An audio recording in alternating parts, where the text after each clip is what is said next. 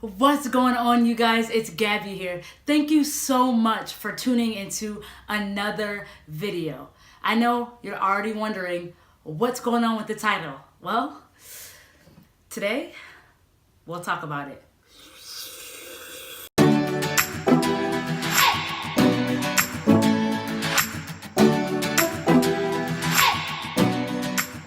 Okay, I'm just kidding.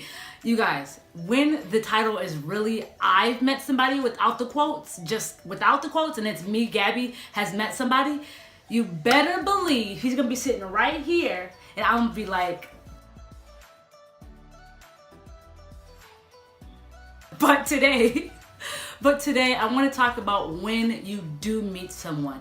So many of us are believing God for marriage, relationships, healthy friendships, and everything relationships as far as 2019. And there's something on my heart that I wanted to tell you guys about when you meet someone. So I'll start off by telling you a story. This story is about my friend. And I'm not saying like this is a story about my friend, but it's really about me. Like it really is about my friend. She was dating a guy for more than 5 years. More than 5 years she was with this guy. She really liked him, the relationship was good. They're both believers, saving themselves for marriage the whole time throughout this relationship.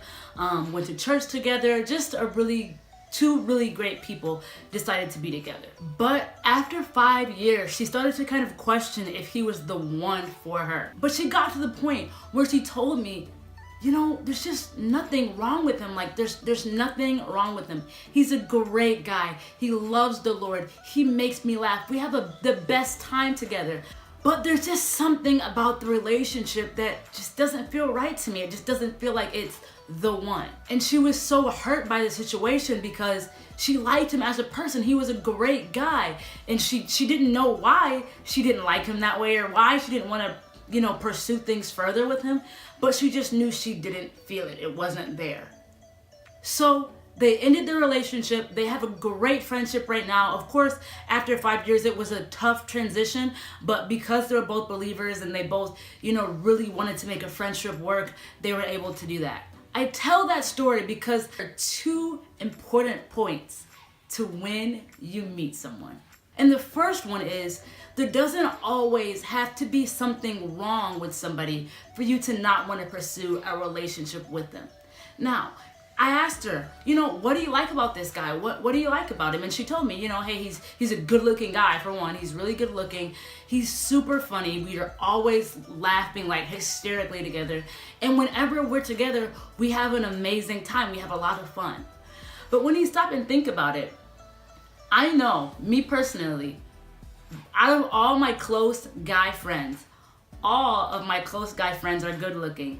All of my close guy friends have a relationship with God. They're funny. We have a great time together.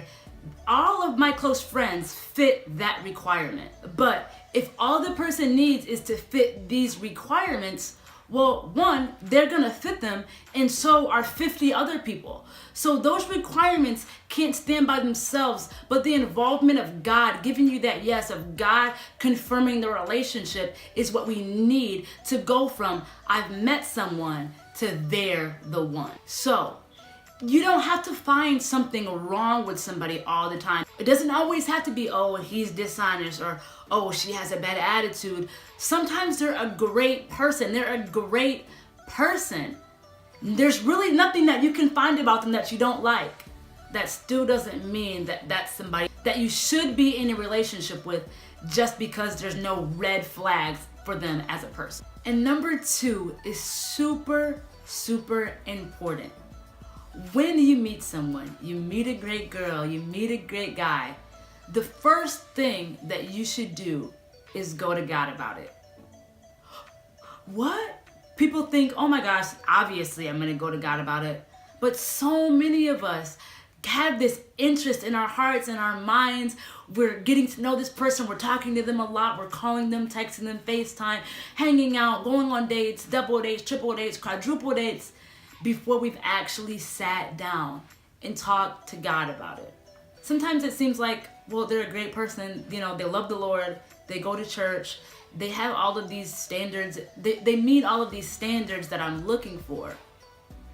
Even then, you can mess up a God thing by just not going to God about it, or you can mess up a God thing if something's really not God, but you think it is. One thing we don't want to do as believers is leave a trail of broken hearts.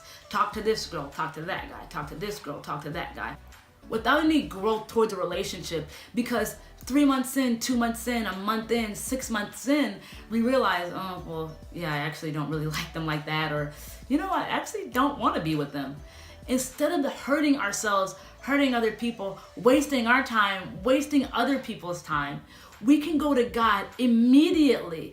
God will never steer us wrong. He will never have us going to test things out or to see how things go. He'll give us specific guidance and specific direction to where we want to go. We can also get into the place where after a few months or a few weeks or a few years, in my friend's case, is this the one for me? Is this it? I don't know. I'm feeling kind of anxious about it. I'm feeling kind of worried, like I've been with them for so long, or maybe we've been together not too long, but we've been pretty serious, and now I'm kind of wondering, like, are you the one? Are you it? Is this who God has for me?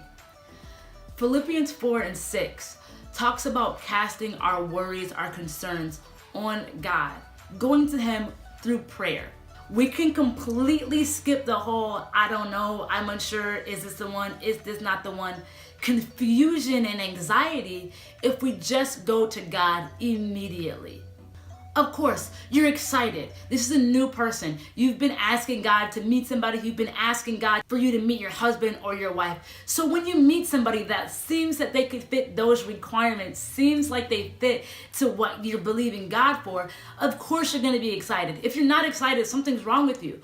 But sometimes that excitement causes haste and makes us jump into things a little sooner than we should, and jump into things before we actually go to God about it. One important thing that I've learned in the past 4 months is every good thing is not a God thing.